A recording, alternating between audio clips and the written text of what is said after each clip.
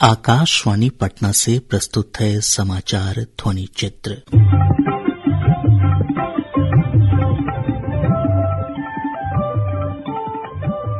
आज के इस अंक में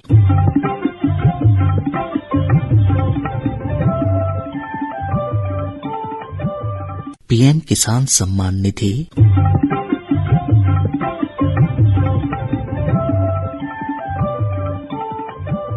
अंतर्राष्ट्रीय योग दिवस,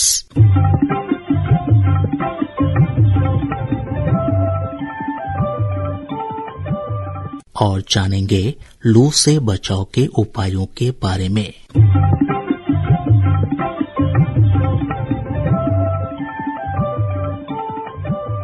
प्रधानमंत्री नरेंद्र मोदी ने पीएम किसान सम्मान निधि योजना की 17वीं किस्त की राशि जारी की। इसके तहत लगभग 9 करोड़ 26 लाख किसानों को 20,000 करोड़ रुपए से अधिक की राशि सीधे उनके खातों में भेजी गई। इस अवसर पर आयोजित समारोह को संबोधित करते हुए श्री मोदी ने कहा कि पीएम किसान सम्मान निधि योजना आज दुनिया में प्रत्यक्ष लाभ अंतरण की सबसे बड़ी योजना बन गई है। पीएम किसान सम्मान निधि आज दुनिया की सबसे बड़ी डायरेक्ट बेनिफिट ट्रांसफर स्कीम बन चुका है। अभी तक देश के करोड़ों किसान परिवारों के बैंक खाते में 3.25 लाख करोड़ रुपए जमा हो चुके हैं। यहाँ वाराणसी जिले के किसानों के खाते में भी 700 करोड़ रुपए जमा हुए हैं। मुझे खुशी है कि पीएम किसान सम्मान निधि में सही लाभार्थी तक लाभ पहुंचाने के लिए टेक्नोलॉजी का बेहतर इस्तेमाल हुआ है। कुछ महीने पहले ही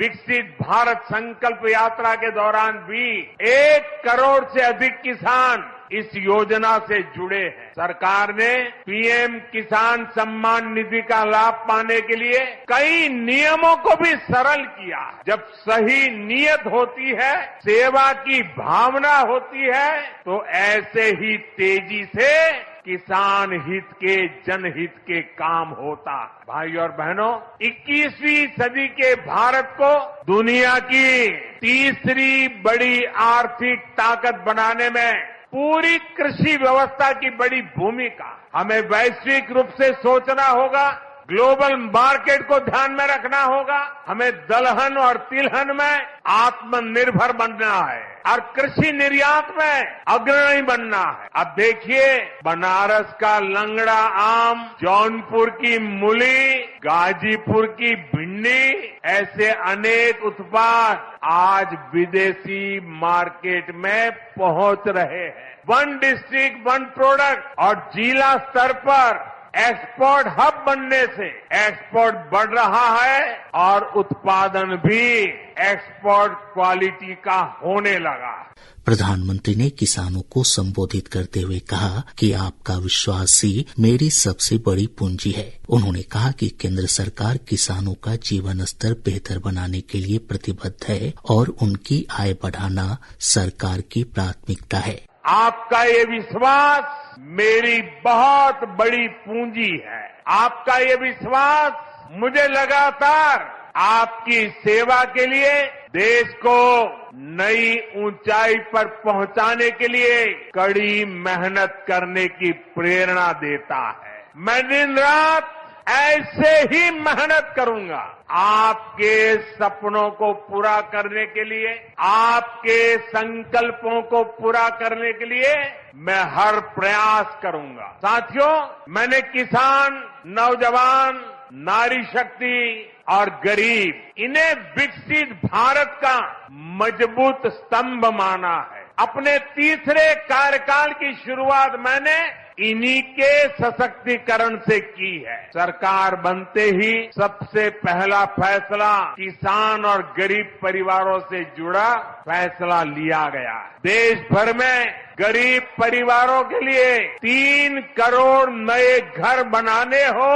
या फिर पीएम किसान सम्मान निधि को आगे बढ़ाना हो, ये फैसले करोड़ों करोड़ों लोगों की मदद करेंगे। श्री मोदी ने कहा कि नमो ड्रोन दीदी की तर्ज पर कृषि सखी कार्यक्रम शुरू किया गया है, जो महिलाओं के जीवन में एक नई क्रांति लाएगा। नमो ड्रोन दीदी की तरह ही कृषि सखी कार्यक्रम ऐसा ही एक प्रयास है। हमने आशा कार्यकर्ता के रूप में बहनों का काम देखा, हमने बैंक सखियों के रूप में डिजिटल इंडिया बनाने में बहनों की भूमिका देखी है। अब हम कृषि सखी के रूप में खेती को नई ताकत मिलते हुए देखेंगे। आज 30,000 से अधिक सहायता समूहों को कृषि सखी के रूप में प्रमाण पत्र दिए गए। अभी 12 राज्यों में ये योजना शुरू हुई है। आने वाले समय में पूरे देश में हजारों समूहों को इससे जोड़ा जाएगा। ये अभियान 3 करोड़ लखपति दीदियां बनाने में भी मदद करेगा। पीएम किसान सम्मान निधि योजना के तहत बिहार के 76 लाख से अधिक किसानों के बैंक खातों में 1,562 करोड़ रुपए अंतरित किए गए। विश्व भर में अंतर्राष्ट्रीय योग दिवस की तैयारियां शुरू हो गई है। योग दिवस प्रतिवर्ष 21 जून को मनाया जाता है। भारत में आयुष मंत्रालय के तहत अखिल भारतीय आयुर्वेद संस्थान योग दिवस के लिए तैयारी कर रहा है। आयुष मंत्रालय के सचिव वैद्य राजेश कोटेचा ने बताया कि इस बार अंतर्राष्ट्रीय योग दिवस की थीम है स्वयं और समाज के लिए योग। उन्होंने कहा कि आयुष मंत्रालय योग को एक व्यापक आंदोलन के रूप में आगे बढ़ाने के लिए प्रतिबद्ध है। इस बार थीम बहुत इंटरेस्टिंग है, योग फॉर सेल्फ एंड सोसाइटी। अंतर्राष्ट्रीय योग दिवस के लिए प्रत्येक वर्ष एक थीम होती है, जैसे पिछले वर्ष में वसुदेव कुटुंबकम थी। इस वर्ष जो ये है तो सेल्फ एंड सोसाइटी का मतलब ये कि स्वयं के लिए और समाज के लिए योग। तो योग का दोनों पर्सपेक्टिव है कि हम स्वयं के लिए, स्वयं के स्वास्थ्य के लिए, स्पिरिचुअल ग्रोथ के लिए, मेंटल हेल्थ के लिए हम योग का प्रयोग करते हैं। अष्टांग योग की बात कर रहा हूँ। और ऐसे ही समाज के लिए भी योग के माध्यम से हम कितना समाज के लिए काम कर सकते हैं, समाज का पार्टिसिपेशन सुनिश्चित कर सकते हैं। तो ये बहुत यूनिक थीम है, योग फॉर सेल्फ एंड सोसाइटी। इस बार इस पर हम काम कर रहे हैं। पूरा प्रदेश भीषण गर्मी और लू की चपेट में है। लू के चलते राज्य के अलग अलग हिस्सों में कई लोगों की मौत हो चुकी है। अस्पतालों में लू के मरीजों की संख्या लगातार बढ़ती जा रही है। नई दिल्ली के वरिष्ठ चिकित्सक डॉक्टर अनिल गोयल ने लू से बचने और लू लगने पर किए जाने वाले उपायों की विस्तार से जानकारी दी। 11 से 3 बजे के बीच में कोशिश हो बाहर न निकले। खासतौर से हाई रिस्क केसेस जितने भी हैं, 4 साल से कम बच्चे या बुजुर्ग 60 साल से ज्यादा। लेकिन अगर जाना ही है तो सर को कवर करके रखें। आपको कुछ और नहीं है, हैट नहीं है तो एक गमछा ही सर पर डाल लें। और बीच में अगर ज्यादा गर्मी लग रही है तो उस गमछे को थोड़ा पानी से ठंडा करके सर पर रखें, तो जिससे कि आपकी टेम्परेचर नहीं बढ़ेगा। दूसरा है कि आप एक गॉगल्स, गर्मी में जा रहे हैं तो जरूर सनरेज से बचने के लिए काला चश्मा लगाएं। तीसरा, बार बार पानी पिए, आधा 1 घंटे में भी जरूर पानी पिए।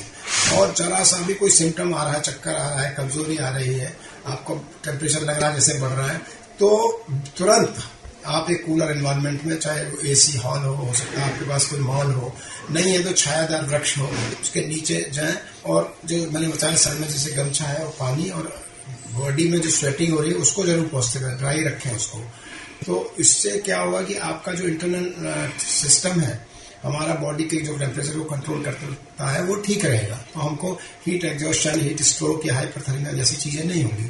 और बहुत छोटी सी चीज है, जैसे कि सबसे पहले शुरुआत तो होती है हीट क्रैम्प्स से या हीट रैशेस से, जिसमें कि आप जानते हैं कि छोटे छोटे दाने लाल लाल पड़ने लगते हैं। या हीट क्रैम्प्स में है, पता चला आपके मसल पेन हो रहे हैं, काफ में पेन हो रहे हैं, एब्डोमिनल मसल्स में पेन हो रहे हैं, शोल्डर में पेन हो रहे हैं। तो ये सब अर्ली सिम्टम्स है। अगर ऐसे कोई सिम्टम है और आपको प्यास ज्यादा लगने लगी है और टेम्परेचर आपका बढ़ रहा है, तो आप तुरंत ही पानी पिए, लिक्विड पिए, इलेक्ट्रोल पाउडर पिए, नारियल पानी पिए, नींबू नमक का शिकंजी पिए। इसके साथ ही आज का समाचार ध्वनि चित्र कार्यक्रम संपन्न होता है।